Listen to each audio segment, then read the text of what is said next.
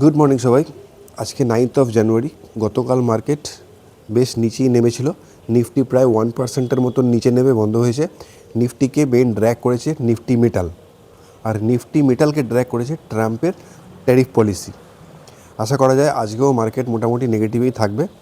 তাই আজকে আমার ইন্ট্রাডের যে স্টকটা পিক করেছি এটা হচ্ছে শর্ট সেল।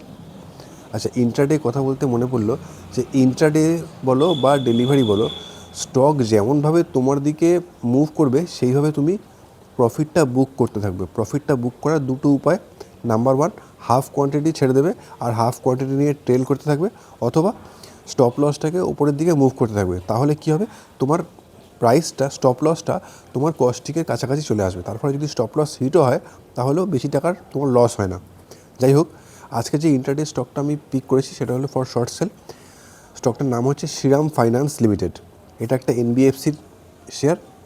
992 টাকা 90 পয়সাতে গিয়ে বন্ধ হয়েছে। 989-এ এন্ট্রি প্রাইস হবে। 1012 টাকা স্টপ লস রাখতে হবে এবং স্টকটা 940 টাকা পর্যন্ত নিচে নামতে পারে। স্টকটা কেমন মুভ করলো বিকালবেলা এসে তোমাদেরকে বলবো।